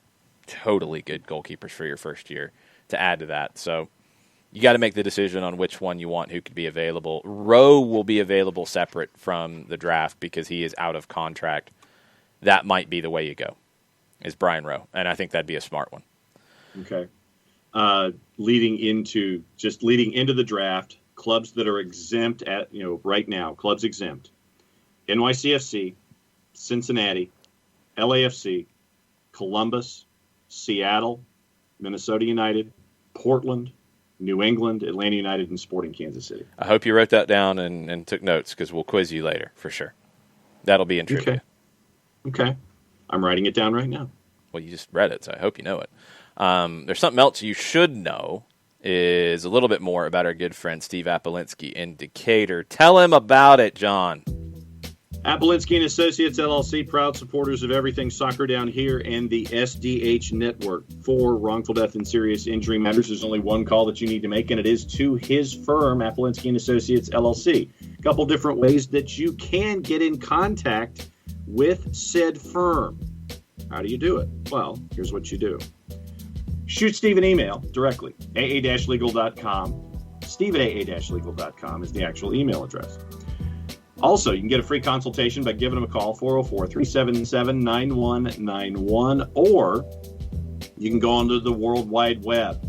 Use your fingers, large device or small, enter key, return key, advance, arrow, whatever works in the bar, aa-legal.com. You hit the advance, website pops up, a pop-up window pops up as well, because that's what pop-up windows do. They pop up 24/7, 365 and a quarter. Thank you, Chris Hutchison, for that as always. And you can have your questions answered by the individual at the other end of that pop-up window instantaneously. You can have a conversation, get your questions answered in that manner if you should so choose. Recognized as Legal Elite by Georgia Trend Magazine for being one of the top 100 firms in this here state of Georgia. Over 30 years of experience, over $40 million in judgments for their clients in Georgia and Alabama for wrongful death and serious injury matters. There is only one place that you need to go to have these discussions. It is Apolinski and Associates LLC, and the website is aa-legal.com. Columbus get Evan Bush, veteran goalkeeper. They get him from Vancouver. I'd almost forgotten it. He ended up in Vancouver after being in Montreal so long. Bush is a good goalkeeper, but he's crazy streaky. What's going on? Because Aloy Room has been outstanding for them. Andrew Tarbell has been a very good backup. I think John Kempen was there as well as a backup. Why are they going to get Evan Bush? Mm-hmm. I'm a little confused by that unless there's other things going on. It's always good, too, when this was part of the half-day trade window that ended at 1 o'clock on Sunday, and it's announced at 10 a.m. on Monday. Come on. Just announce stuff in the window. It's worse than the National Hockey League. It's worse than anything. I mean, if we're gonna do a 6th annual trade window show, can we at least have most of the moves happen in the show? Please. I'm really confused by this. This is really weird. So Crew gets him. He is an Ohio guy. Okay, he's 32, $125,000 in GAM. Vancouver, along with Bush's former club, the Montreal Impact, will retain part of the goalkeeper's salary budget charge. That's crazy. So it's going to be split 3 ways? All right. I don't know why they need him unless Tarbell's gone. Well, there's no way Matt Lampson and John Kempen are coming back if you're bringing in Bush. I don't know. Unless there's something else coming, and it would not surprise me if Tarbell was going to Austin. That's my gut here going through this is okay, maybe it's Tarbell to Austin. That could be it. So you're getting a number 2. You're getting a solid number 2. Really interesting. I didn't see that one coming at all. Sam Williamson is predicting BWP to Austin. No way I would do that. No way I would do that because he's at most 2 years. Probably more like 1 year as a starter in him. I don't know how he holds up in Austin either with the Heat. I think it's going to take more out of him. I wouldn't do it. I would want somebody young that I can grow with. Because, I mean, if I'm Austin, I don't think you're coming in with the expectations Atlanta and LAFC did where they're trying to win things straight away. I think they are a little bit more in terms of that mentality like a Nashville. If you win year 1, it's great. If you get into the playoffs, it's great. It's fun. But you're not going to mortgage the future. You'd rather grow with somebody young. Who knows? And I just think BWP is going to be looking for a starting gig, and I don't know if I would give him one. But let's see what happens. So it's an interesting bit of speculation there, Williamson. Burns with me on Ochoa in a heartbeat, and if I could somehow find a way to get him, because I'm just shocked they didn't give him the keys this year. I would have, and I like Zach McMath, and it's just been really unfortunate for him. Everywhere he's gone, something has pushed him out. This is the time he gets the opportunity to play, and I thought he should have been pushed out. You got good grades on the on your read, so good job. What did the East German judge give me? 3 out of 10. J-Dub. Okay. J-Dub was playing the role of the East German judge today. Okay. For what it's worth, Transfermarkt has Andrew Tarbell out of contract at the end of the calendar year. Who has that? Transfermarkt. Well, we haven't heard Columbus's option decisions yet. So it could be, yes, he's out of contract, but there's an option to extend it. So let's see what happens there first. And Transfermarkt is not by any way 100% accurate on these things because there's not a lot of talk about MLS contracts and situations. Taka is in this morning. He says, Nick Lima leaving has to show that San Jose has zero intent of going after better players. Doubtful they needed the GAM and sold one of the few quality players they had. Facepalm emoji. Bruh. That's an overreaction on a Monday, so it's accurate. You have, if you are San Jose, you have at right back Tommy Thompson, Paul Marie, and you had Nick Lima. And Marcos Lopez had taken over the left side. The previous year, you played Lima at left back while Marcos Lopez was adjusting to the league, which isn't his position. You need to play Tommy Thompson. So you produce a guy in Lima, you get a big return for him, and you have right backs. So it's not like you're diminishing your ability at right back. That's a good move. That's not a bad move. I think you're jumping to a conclusion there, Tofka, that maybe is a little unfair. I think it's a credit to San Jose. And I think this is something that teams need to look at a little bit more. You develop players. Atlanta, for example, John Gallagher. You get him in a draft. You take your time with him. He goes on loan. You develop him. He performs for you. He does well. And then you get a return on the asset because you have other people playing those roles. So why keep an asset on the bench blocking a young player for minutes while also decreasing in value? Make the move. In this case, if you're San Jose, you are redundant at right back, so make the move. Bring in the allocation money, and then it's allocation money. You got to do something with it. It's not cash that's going to go in the owner's pocket. It's got to go into the roster. So, no, I disagree. I think it's a good move for San Jose. If they didn't have cover at right back, I might be a little more with you. But Tommy Thompson is a homegrown guy that they've put a lot into developing him into a right back. If they feel like he's ready to be the player, no question, good, completely good. Go ahead. Now, Carlos Rangel says up to $225,000 for Gallagher feels low to me, but I'm also not an expert on player values. It feels pretty good to me, to be perfectly honest. When you look at some of the other moves, I mean, he had a good year. I don't know if John Gallagher is a starter for a title contending team in this league. And that's what Atlanta is. Even when they're not, that's what they want to be. So that's how you're putting a team together. He would have been a player here this year going into 21 who would have come off the bench, who would have been the utility guy that we saw at times this year. He played a lot this year because of injuries, and he made the most of it. But next year, he's not playing over Jurgen Damm. He's not playing over Ezequiel Barco. He's not playing centrally over Marcelino Moreno. He's not playing up top over Joseph Martinez. Yes, you want depth, but where you have a piece like that, and we don't know if John Gallagher requested to go where he's going to play more either, which is a very strong possibility.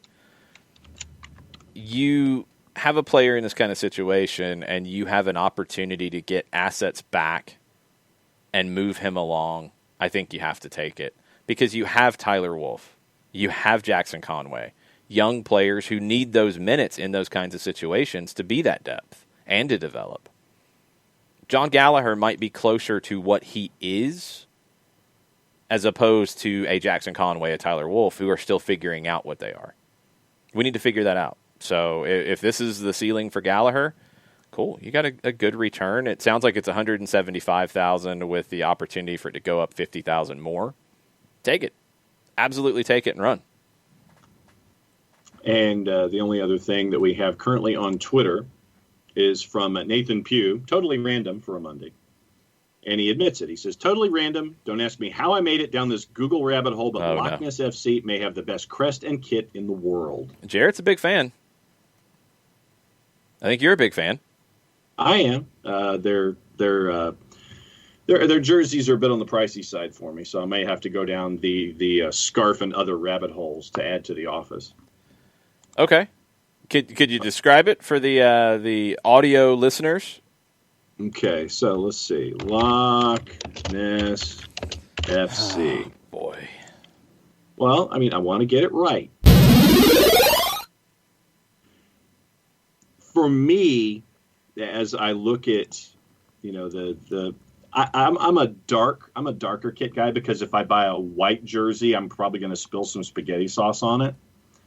So I'm heading in that direction. But anyway, it's like the white jersey has sponsor, crest, and at a 45-degree angle, it has Nessie, I guess, on sea level or diving under the sea level. Today.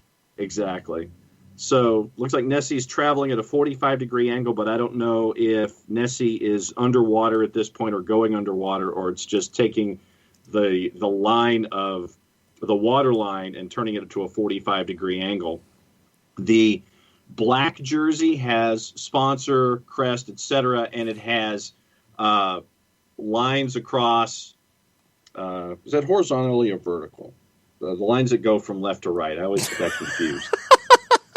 Horizontal. Okay, so horizontal lines. And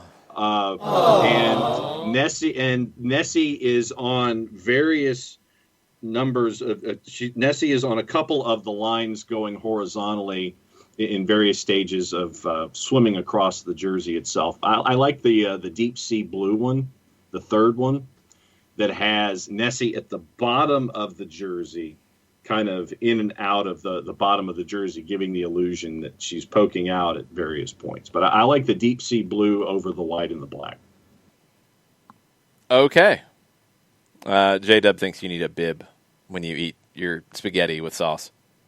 Oh, well, I need a bib pretty much with anything, not just with spaghetti and sauce. Well, that was what you mentioned, so, All over the place. But no, Loch Ness FC, that's where it is. And, yeah, the deep sea blue is my favorite of the three, then the black, then the white. Okay. Good explanation there. Good job. It took me 30 minutes, but yeah, sure. It did, but that's okay. What else is on the Twitters? We're caught up on the Twitters, sir. Okay. A couple of other updates around MLS. So DC is going to speak with Gonzalo Pineda sometime early this week, according to Stephen Goff. This was reported late in the week. It might have been Friday or Saturday morning. 3 people familiar with the club's coaching search told Stephen Goff. Pineda, from Mexico, 4th year with the Seattle staff. He had played 2 years for the Sounders previously. He's been in the mix for Seattle or for DC's coaching vacancy for a while. He's interviewed once already. Pineda is believed to be among the 4 finalists in DC, along with Chris Armas, along with Jill Ellis, which was a surprise, and along with Rodolfo Borrell, the Manchester City assistant. Ezra Hendrickson, no longer under consideration, although one person told Stephen Goff that they might take a second look at Hendrickson. Philadelphia assistant Pat Noonan appears to be all but out of the running. There's a couple things that jump out to me during this. One, Jill Ellis still being a finalist, it feels like a surprise because the conversation around her has generally been she's looking to get back into the women's national team game ahead of a World Cup in 23. She didn't get the England job. She didn't get the Australia job. I don't know what job she would be looking for. She's also doing a lot of things, off the pitch. So this would be a very risky move for DC. I mean, it's high reward in terms of PR. It's high reward in terms of she's got 2 World Cup trophies. If she can make the jump from national team to club team, she's won. Can she win at a club team level? We don't know because she's never worked at a club team level. That's the biggest risk for me. Nothing to do with the fact she's a female. It has to do with the fact she hasn't managed a club team. It's a different job. It's a completely different job. You've got to develop young talent. She didn't have to develop anything with the national team. It was, I've got more talent than anybody else in the world. I just have to pick who to play.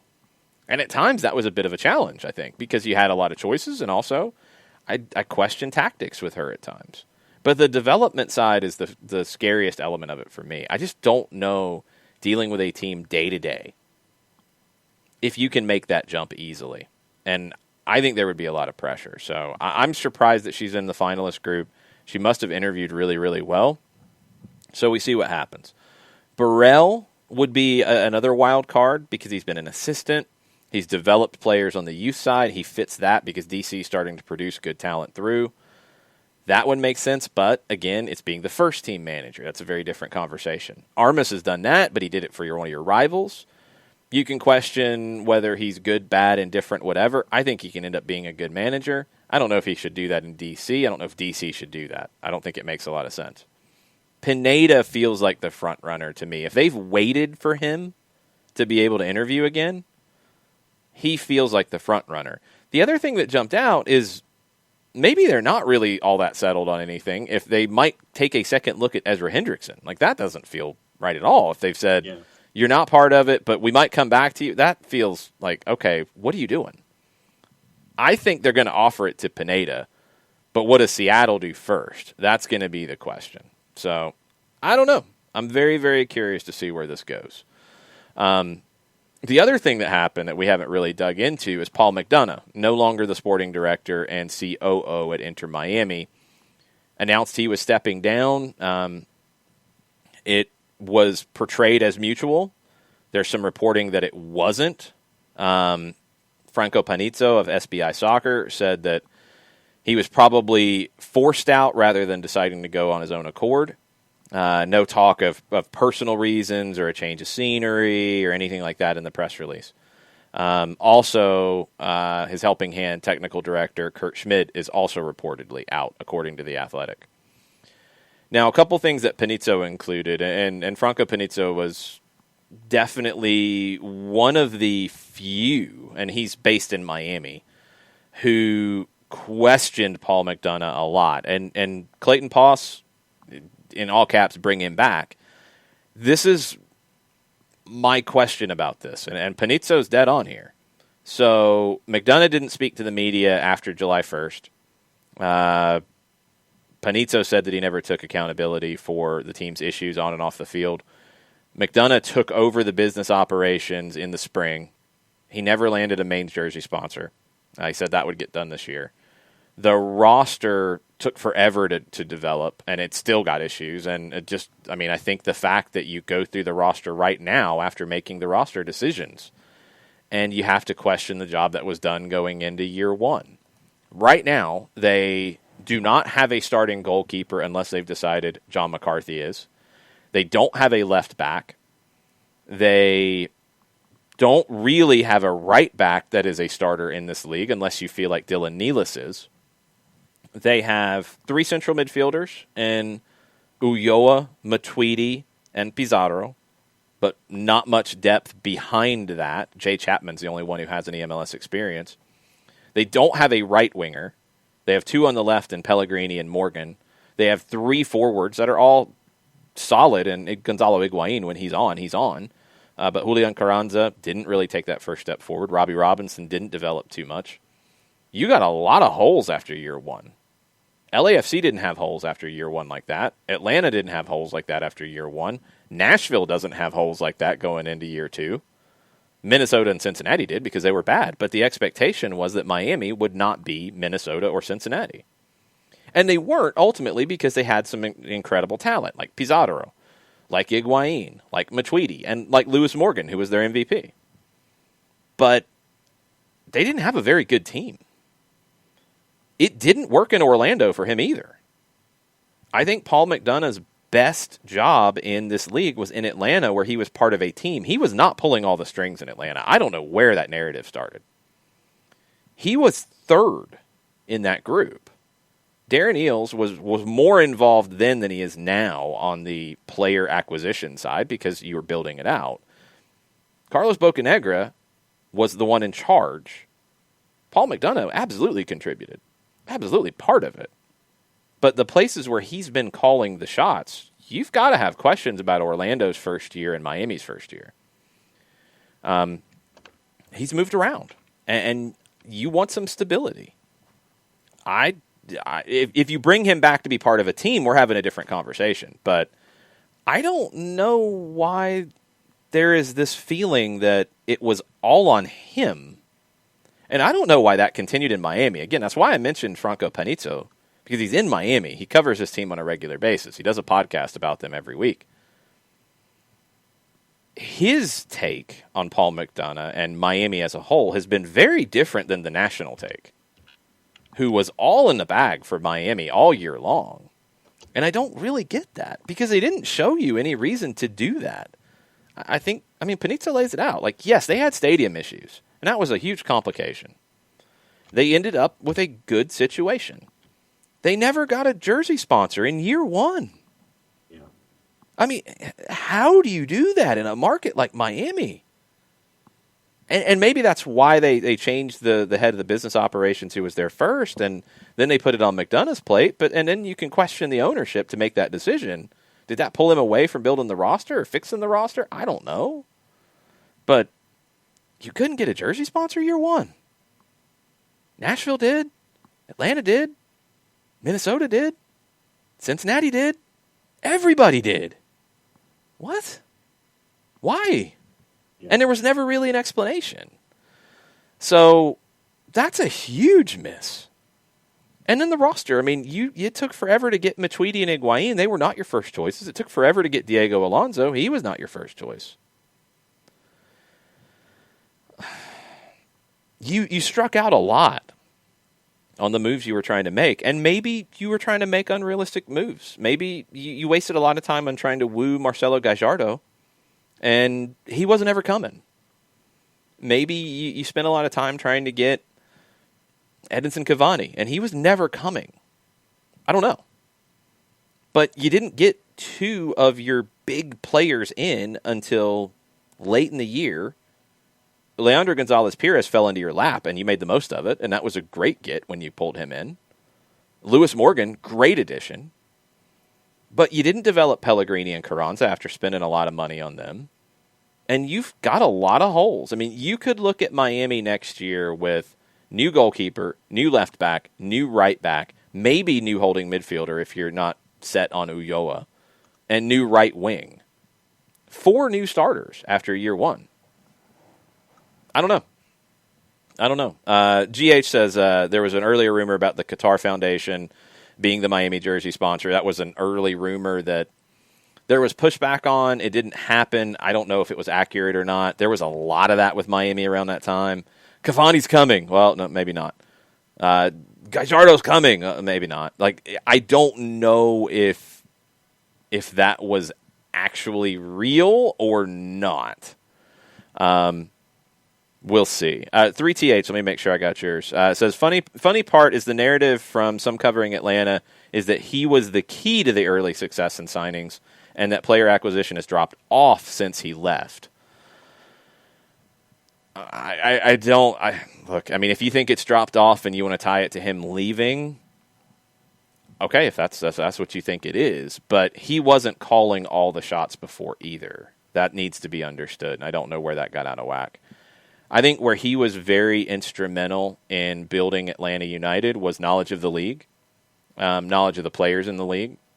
I think, was it helping to get the deal done for Michael Parkhurst? Maybe. Although Carlos Bocanegra knows Michael pretty well and could make that call himself. But maybe getting the trade done. I think the college draft, I think the success in year one, Miles Robinson was a little bit of a no-brainer, getting him on a Generation Adidas deal when you did. But Julian Gressel, from the Northeast, where Paul McDonough's from, that was a great get. That was a masterstroke. I would absolutely be comfortable with saying that Paul McDonough had a huge hand in that one.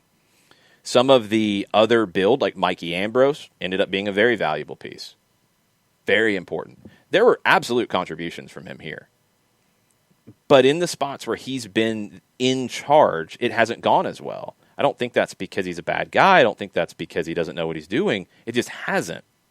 So, maybe the best spot for him is to be a number 2 somewhere in a front office and to bring his expertise to the table, but to have more support or have checks and balances. I mean, if you've ever followed wrestling, that's always been a conversation with the WWF. Like, you always had Vince McMahon as the filter, and if somebody came with crazy ideas, a writer came with crazy ideas, he's going to pick the 1 or 2 that are good and leave the rest to the side.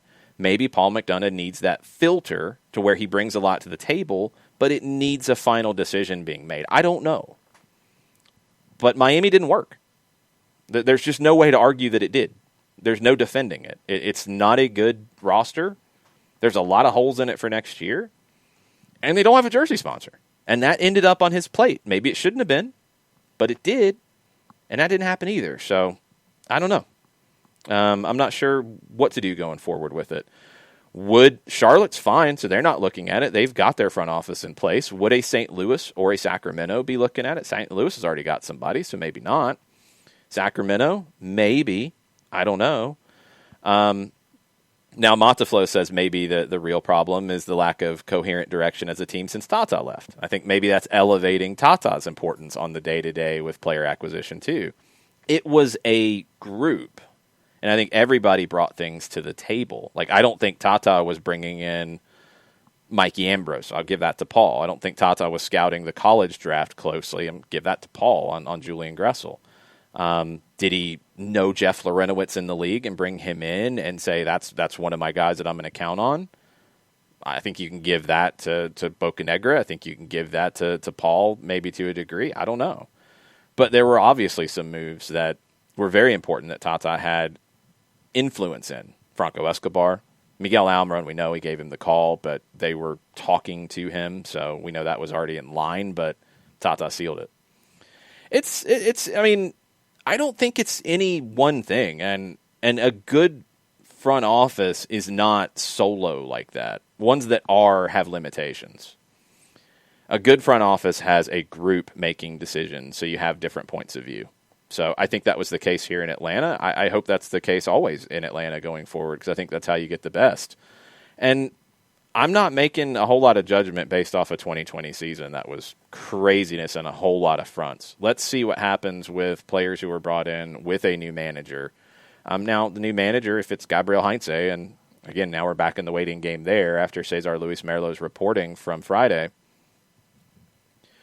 He didn't pick all of these players, but he has had success at Argentinos and at Vélez in making the best of what he has. And I think he's got a lot of players who fit his style. So I think he can absolutely make it work. It's going to be interesting.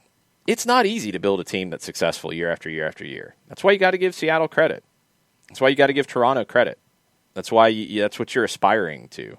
It can get out of whack quickly, and then you got to bring it back. No team is 100% on every signing. It's impossible. No club.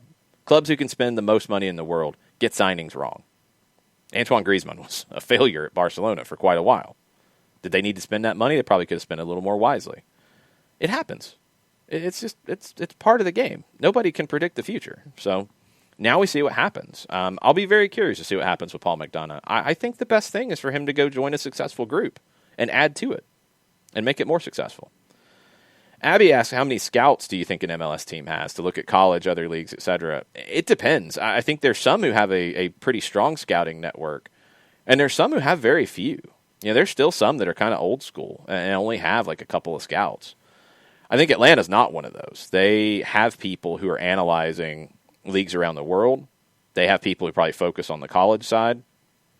You have a head with, like a analysis department with Lucy Rushton. So you're looking at it from a modern perspective, but do some teams maybe go old school? There's still managers and very important directors of football in the world who are old school. You get a tip on a player, you want to see them in person, you make a gut decision, you're not looking for the analytics, you want to see the player. And there's others who do the Moneyball approach and are studying and studying and studying and get you a list, and then you still have to make a decision. You still have to eyeball it. But you have a list of players that you feel like are undervalued, and you can go get them and get maximum impact from them. Every team has a different approach. I don't know what the number is. I don't know what a magic number is. But there's some who I think are still understaffed in this regard, and they rely on agents to bring people to them as opposed to going out and finding people. I think that the newer franchises, I think that at least in MLS, I would lean toward the notion that the newer teams have larger departments. They have, whether it's scouts plus analytics plus all the other elements that would create this three-dimensional idea of scouting. I would lean to, like in Atlanta United, having more than average, whatever that average number is. I would think that there would be more of an investment for an Atlanta United and a younger team than perhaps an older team that would be just doing it that old school way where you're going by your gut, you're going by a contact, you're going by an agent, your scouting numbers by comparison by individual numbers are lower than others as well. Yes. We'll be taking your questions for about another 20 minutes. Tweet at us at Soccer Down Here. Throw them into the Twitch pitch as well. Champions League draw and Europa League draw were this morning. Champions League, Borussia Mönchengladbach and Manchester City. That could be fun. Lazio and Bayern. Bayern should be okay there, I think. Mm-hmm. Yeah. Atleti and Chelsea. Love it. That'll be a really fun one to watch. RB Leipzig and Liverpool. Everybody's just, all the hipsters exploded, and they're throwing their lattes high into the air, and very, very excited. Porto and Juventus. Very fortunate for Juve. Maybe they had a hand in that one like they did with Luis Suarez's language exam. Frozen envelopes? Maybe. Barcelona and PSG. Oh, yesterday, the tackle on Neymar. I know this is soccer over there-ish, but horrendous, disgusting, nasty.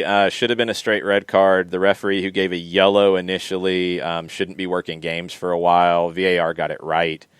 Nasty, disgusting tackle that it looks like Neymar's going to end up being okay. It looks like he's going to end up being okay. I think the early reports are a sprain. There was worry that it was a broken ankle. Yeah, the way that thing, and I know that this is slow-mo and looking at it that way, but the initial look in slow-mo when he's being scissored and you see the ankle go a direction it's not supposed to, that was pretty bad. Ricky is not happy with our Juventus slander this morning. Sorry, Ricky. Mataflo says Lazio can hang. From Nick. Yeah, there will be. I'm sorry, Ricky. You might want to mute at times. Sevilla and Dortmund. That's another one I think the hipsters will enjoy. That should be a fun one. We'll see who's going to be managing Dortmund at that point. That's a open question. I don't think they actually. I don't think that's not fair. I think we know who's going to be managing them the rest of the year because that's how German clubs typically go. It's who's going to be managing them next year is going to be the big question. And Jesse Marsh's name has come up.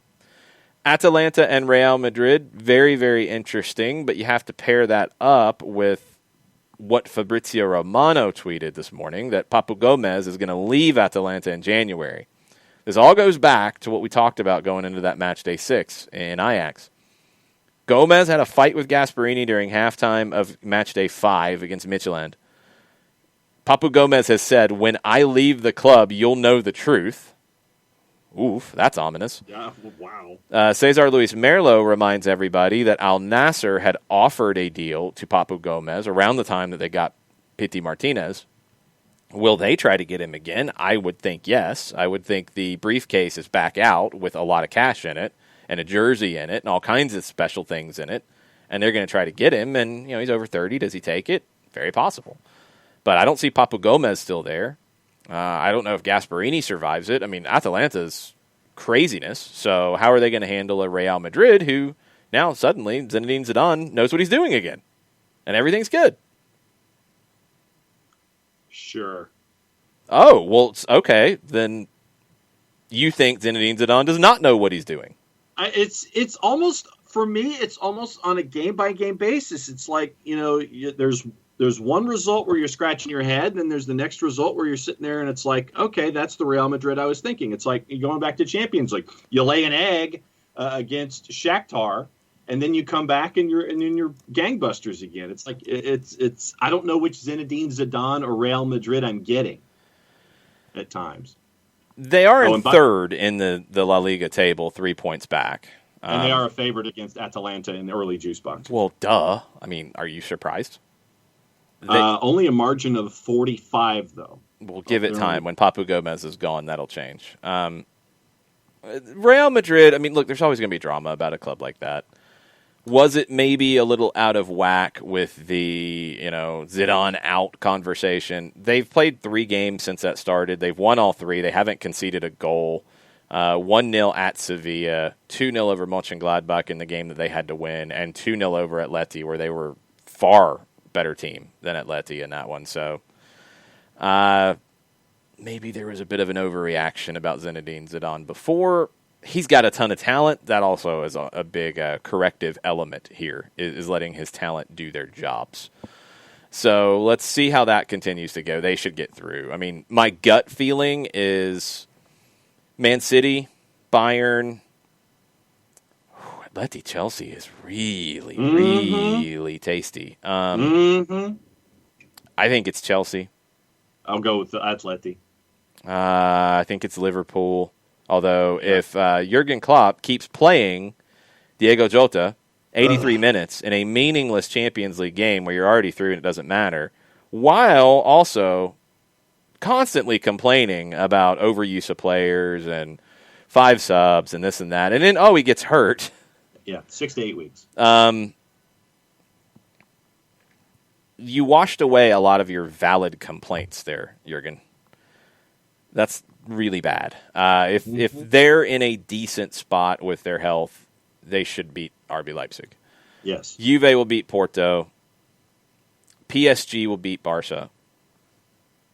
Barca's the early favorite. PSG will beat Barca. Sevilla will beat Dortmund. And Madrid will beat Atalanta. That's my early predictions. They will change by the time we get to these games. I'm not even going to try to hold myself to those. That is my gut reaction to those. And remember, these are split. You have Barca, PSG, Leipzig, Liverpool, Porto, Juve, Sevilla, Dortmund, 16th and 17th. The other 4 matches are the 23rd and the 24th. Yeah. Okay, let's get to the Europa League draw quickly. We're not going to go through all of it, but games that jump out to me looking at it, or familiar in the SDH universe, Red Star Belgrade and Milan. Milan's an early big favorite. They'll be a big favorite, but no, they should be fine. Maybe it's a little tricky. Real Sociedad, Manchester United. That's a tough draw for Manchester United. Roma and Braga. Okay. Tottenham should be fine with Wolfsberger. Leverkusen and Young Boys could be kind of fun. Napoli should get through Granada. Ajax and Lille is great. That should be really good. Red Bull Salzburg and Villarreal. That is not what Jesse Marsh wanted to see. That's a good one. Rangers should be okay with Royal Antwerp. Arsenal and Benfica is not at all what Mikel Arteta wanted to see. Nope. And yes, Benfica's the early favorite. Yeah. There's some good ones in the Europa League. There's some very, very good ones there. Johannes comes in off the top rope. Bundesliga's going 4-0 in these round of 16 ties. You heard it here first. I like it. A little bit of a bias there. A little bit. What did I have him going? I had him going 1-3. Sorry, Johannes. I'm off the Christmas gift list. Man. But Manchester United, Real Sociedad, for me, that one just jumps off the page. Benfica and Arsenal with what we've been talking about with Arsenal and Tottenham of the Premier League teams. Tottenham got the best draw of the bunch, getting Wolfsberger. Yeah, for sure.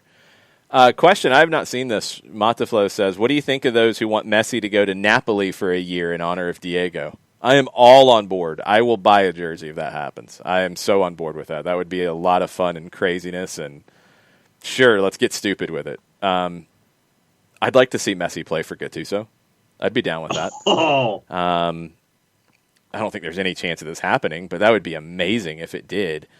The Barcelona stuff, look, it's going to get really crazy because they've got this presidential campaign and people keep coming up with more things and more things being said. It's going to get so weird over the next month in Barcelona, and Messi might sign a pre-contract early in January, and then all of it's in flux. So I don't know. I don't know what happens.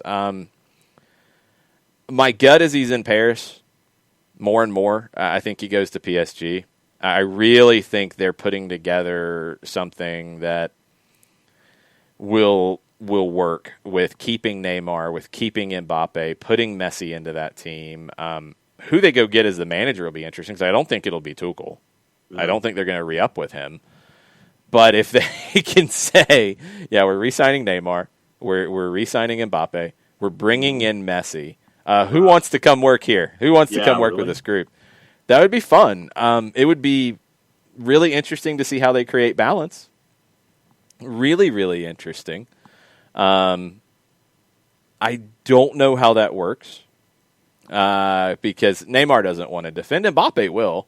Messi doesn't want to defend. So, they'll win like 7-5 games. Well, no, I mean, you can create it. I mean, where it's just you're going to have behind that, probably a 4-3-1-2 in a lot of ways, where it's three sitting behind Messi, Neymar, and Mbappe.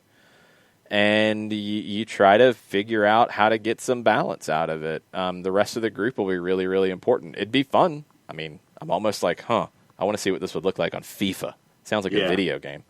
Yeah. It'll be very, very, very interesting. So keep an eye on that. I mean, that could go any which way. If he ended up going to Napoli, I would be very, very excited. A lot of back and forth about the Champions League draw and such. Johannes says Dortmund are adrift now. Haaland's out now. These Champions League matches don't happen until February. Plenty of time for Dortmund to adjust, which is very fair. Haaland to get healthy, and then they will be dangerous. Also very, very fair. A lot of it's going to be how they, kind of deal going into that. And if he gets back and he's fully healthy, can they be a surprise? I've got a lot of respect for Sevilla, too. So yes, I'm still on Sevilla there.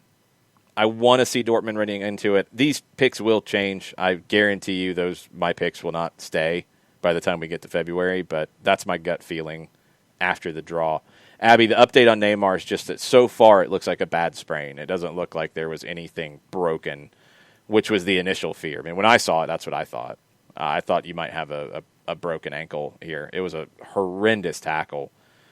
Those are the tackles that need to be outlawed and immediate reds, and just no question about it. I can't believe that needed VAR to get to that.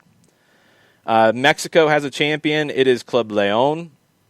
Big win. I think a dominant win. I thought they were by far the better team in the second leg. You had a little bit of drama, which you always do. There was some very serious CONCACAFing at times.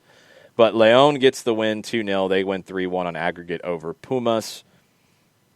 I think they were the worthy champion. I don't think there was any surprise here. They were the better team. Pumas was fortunate to get through the semis. Leon was the best team. Yep. News out of England this morning. Surging COVID-19 cases means that England's capital city is moving to the highest tier of restrictions in the UK as of about 7 o'clock tonight, our time. So the 6 Premier League clubs located in London will no longer be able to host a maximum of 2,000 fans. That comes from Joe Prince right over at NBC. Yeah, we're going to see this stuff a lot. It's going to go up and back, up and back, up and back. There's just no way around that. There's no way to avoid it. So that's how we have to all have kind of deal, is be on our toes and be ready to adjust as things change. There's definitely light at the end of the tunnel with the vaccines starting to make their way around now worldwide. That will change it, not overnight, and you're going to have to be ready to adjust to changes. And I'm not surprised by that at all. I mean, Abby, like normal won't happen for a long time, but can you get a little more comfortable before that? Yeah, I hope so. But we just have to see what happens over the short period of time. I think it's going to be a little scarier before it gets to where we feel a little more comfortable, hopefully early next year. But it's got to be careful. I mean, vaccines are being given. First one in New York, Clayton Paus says. They were cheering delivery services for bringing them into the hospitals today. That was very cool to see. Yeah. It's big, but you can't let your guard down right now. You still got to be very, very careful because hospitals are full and dealing with this. And we want to get to that light at the end of the tunnel. We want to get through the tunnel, and we're still working on that. Yep. Sam Stejkal tweets out, and he shares the Showbuzz Daily ratings from Saturday night. Looks like I'm trying to make sense of all this because the ratings are always a little tricky. The match, the average over the whole thing is a little complicated. It looks like it was around 862,000 viewers, peaking with over 1 million viewers for the last hour of the broadcast from 10 to 11. So 510, 639 in the first 2 hours, then 1,085,000 is what it looks like the early numbers are. I don't know if these are the overnights or if these are the finals. The preliminary broadcast nationals. Okay, these aren't final yet. That's not bad. I mean, I don't know what the expectation was. If the overall average is a little bit closer to 1 million, that's pretty good. You look at the key demos and where was MLS the best? Men 18 to 49 was very good. It looks like very competitive with college football and ABC.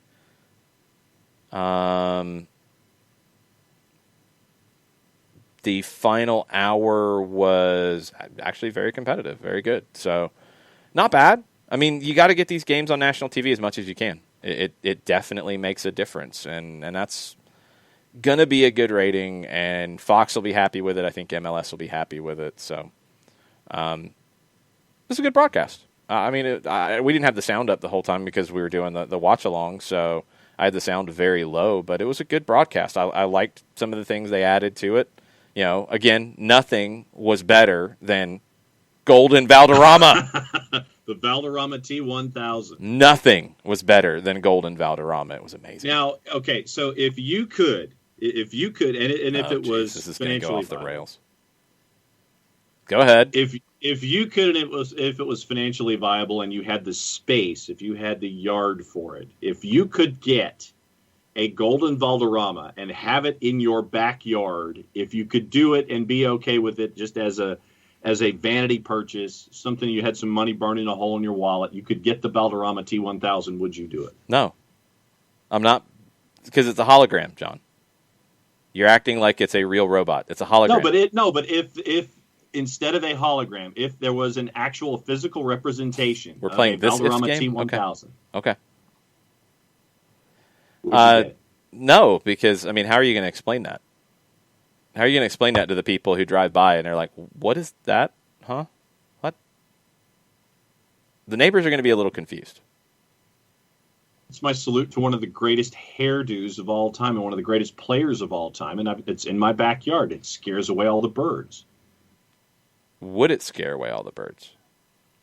Well, maybe it would just maybe he'd hang out with them, and maybe they would just appreciate the value of the Valderrama T1000. Why did you compare golden, wonderful Carlos Valderrama to a scarecrow? Why would you do that? If it's just going to stand, I mean, if it's mobile, obviously it's not. But if it is a golden Valderrama T1000 and it's just in your backyard, not doing anything, then would it not be just a Valderrama T1000 scarecrow? The birds would respect the greatness of Carlos Valderrama. Okay, just checking. As would everybody. No, that's not in dispute. I'm just, like I said, I just wanted to know if you would have the Valderrama T1000 in your backyard if you could do it. Come after me! I'm a man! I'm 40! Get a better T-shirt. And a better haircut. Yeah, I was waiting for the haircut crack. He's wonderful, and Carlos Valderrama would be celebrated everywhere, even in whatever form he is in. But he is still living, thankfully, and he's still with us. And I would have liked to have seen him at MLS Cup 2020, but we can't do those sorts of things right now. So hopefully he will be in the flesh at World Cup or at MLS Cup 2021, at the World Cup in 2022 if he wants to, and at the World Cup in 2026. And as long as he wants to come hang out, Carlos Valderrama is always welcome, because he was one of the most amazing number 10s you will ever find. Yep. Keep an eye on River Plate here for a little while, because Rafael Santos Borre, Nicolas de la Cruz, Gonzalo Montiel are all about to go into the last 6 months of their contracts at River. Sporting director Enzo Francescoli says that everything's on track for them to re-sign, but he also admitted that the financial conditions are not really good in Argentina at the moment. Two of them have some complications. 50% of Borre's pass is held by Atletico Madrid. 50% of De La Cruz's pass is held by Liverpool in Uruguay. I think that's a contract situation, so I don't know if he is out of contract or if he signs a pre-contract elsewhere, what happens with that. I don't think there's any way they sign all three. De La Cruz has been linked to Europe in the past. Borre, obviously, half his pass held by Atleti. Major League Soccer. Mm-hmm. You might want to get Enzo Francescoli's number. You might want to know where to send the Burofax, because you might need to be asking about Borre and De La Cruz and Montiel. Just saying. Matt Wagner, I have not seen anything that you are talking about. Matt says there was a player Heinze knows that was rumored to come with him. I can't find the articles or tweet, but it was recent. I did not see any player linked to coming with Gabriel Heinze. I have not seen that by any credible source.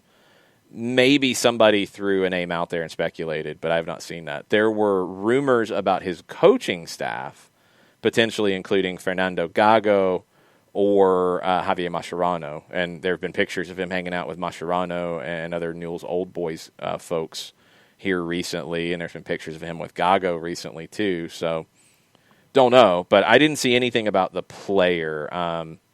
People were calling him another Barco experiment. Yeah, I don't know. That wasn't in any credible media, Matt. So take it with a giant grain of salt. There's talented players from Vélez that he could want to bring for sure. I mean, Thiago Almada, yeah, I don't think he's coming, because I think he could probably get $20 million from a European club. If he did, that's great, but that has not been linked by anybody credible in Argentine media just yet. So, again, take it with a grain of salt. That is a good point. You do have 2 open international slots, assuming Eric Lopez takes one of them, which I think is a very safe assumption. It's also a safe assumption that Lopez will be on the senior roster. So you will have 2 senior roster spots open with the roster as it currently stands, and 2 international slots open with the addition of one. That's pretty good. Are they going to make some moves? I would assume that they would. We don't know what they'll be. We don't know when they'll be. They could have ties to Heinze. They might not. We don't know just yet. So, yeah, I don't think there was any real credible report that anybody was coming with him. I haven't seen it from any of the main sources. And when you go beyond that, I try not to go too crazy with digging in. De La Cruz, Borre, Montiel. I mean, you want to start looking? Hey, I don't think Borre would be the fit here, but De La Cruz would be nice if you can pull him off. Man, I'll take that in a heartbeat. Okay, final questions, final comments. We'll take them right now before we wrap. We're back at 7 o'clock over on the Soccer in the Streets Zoom, which you got to sign up for the trivia contest to get the link. You just have to make a donation to Soccer in the Streets. Anything, whatever you can afford. It will be much appreciated. I worked for the organization for 10 years. I know how good they are at stretching every single dollar, so don't feel like I can't donate much, so I don't want to play. If you can donate $1, if you can donate $5, it will be incredibly beneficial.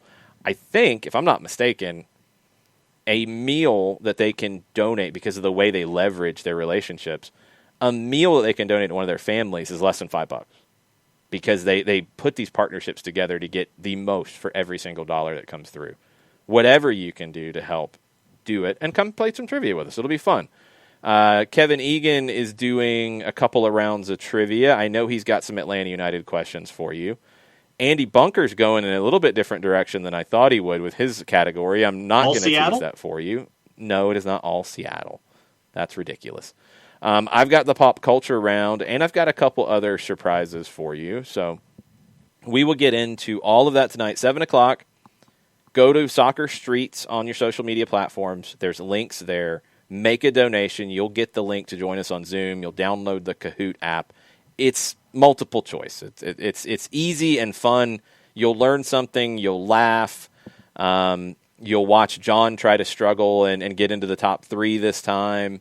You'll watch Hayes Creech try not to have a huge choke job at the end, which has happened multiple times, but he is your defending champion. So it'll be fun. Come do it if you can, and spread the word if you can or can't to people in your networks to hopefully be able to grow this out and make a good donation to Soccer in the Streets tonight. Soccer down here will be after that, about 8:15 for a start time. We'll get a little bit deeper into Champions League. We'll get a little bit deeper into the games from the weekend and also games midweek all over Europe. You got Copa Libertadores as well. I mean, there's a lot to get into, a whole lot to get into. So we'll do that starting at 8:15 back on the SDH platforms. Anything on the Twitters that we need to hit before we go, John? apparently Chris Hutchison did not see the Golden Valderrama T1000. And he asked if Valderrama was a Terminator, and I explained that it looked like the Robert Patrick liquid version, just in golden form. And Chris Hutchison replied and said, "Get out!" Okay, it was amazing. Very nice. So so that's the last thing that we have on the Twitters this morning, and I registered for tonight. I successfully registered, so it's not hard. I know how to register. I've downloaded the Kahoot app on my Android phone. I'm ready to go. The keys are to be fast and to have fun. Yes. You want to go with your gut on this. You don't want to overthink it too much. Modaflow says, "Can we stop with these young, overpriced Argentines? Eric Lopez is here, so let's get a great 6 now that Jeff is gone, and there is a giant sitting 6-shaped hole in our team." I don't know if it's giant, but there is a hole, and you got to decide who the 6 is going to be. Lopez gives you the depth that you need. I think Lopez arriving makes Gallagher expendable, so you bring in assets for him. You're in a good position. I really think you're in a good position. If it's Gabriel Heinze who's going to be the manager, I think he can get a lot out of a Brooks Lennon, a lot out of a George Bello, a lot out of a Franco Escobar, a lot out of a Miles Robinson, a lot out of Marcelino Moreno, who he's going to be very familiar with, a lot out of Jurgen Damm, a whole lot out of Joseph Martinez. The questions are the 6 and the 8, who they are, what the right makeup is, little bit in the back line. If Meza is still around, what you do with those 3. Does Lennon sometimes start on the right back? Does he sometimes start on the right wing? You've got the materials for this to be successful. It will still take some time to bake the cake.